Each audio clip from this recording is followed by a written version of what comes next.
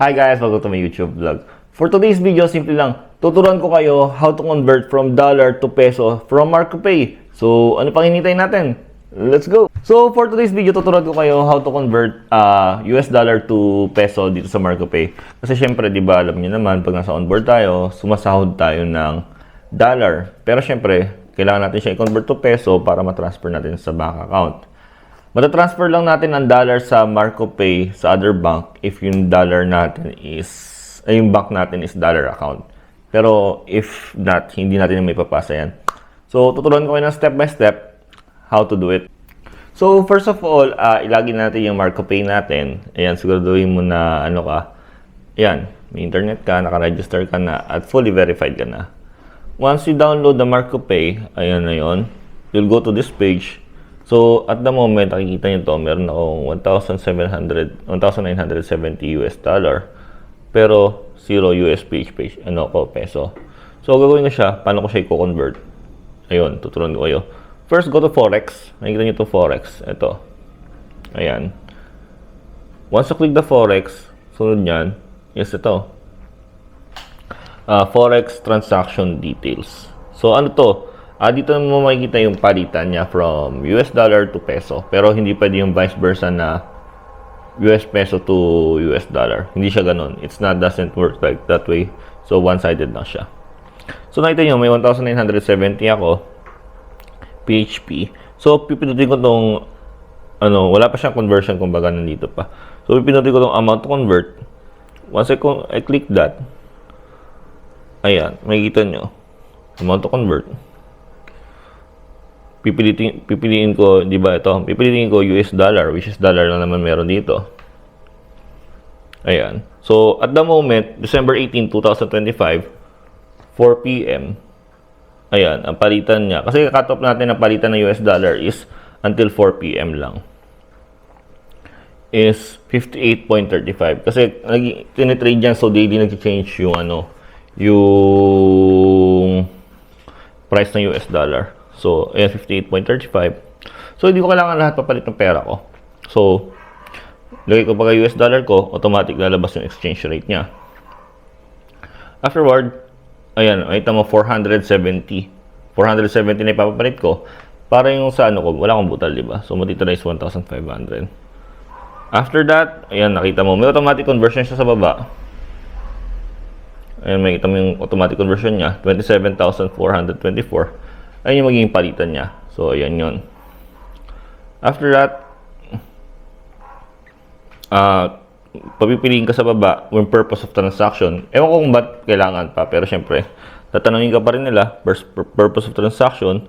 Nilagay ko personal expense kasi personal account ko naman to. Afterward, ayan, click mo lang yan. Tapos, press continue lang.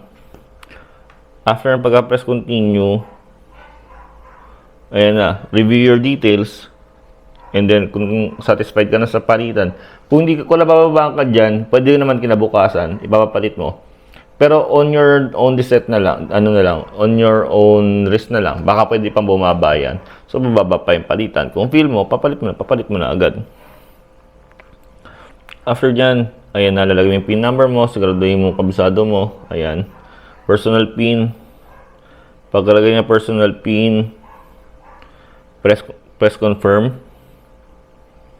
Tapos yan, transaction successful. So nakalagay dito, transfer to your e-money in your account will be credited within 30 minutes. You will be receiving notification once. Yan. So 30 minutes yan bago pa transact. Hindi siya yung right on the way papapalit mo kasi nga. Ewan ko ba't ganun. Siguro standard lang ito. Pero tignan niyo yung oras, 6:15 yan. 6:15. So, inurasan ko siya. May screenshot ako, 6:15. So, at the moment, pumunta ako sa MarcoPay wallet ko mismo, yung center page.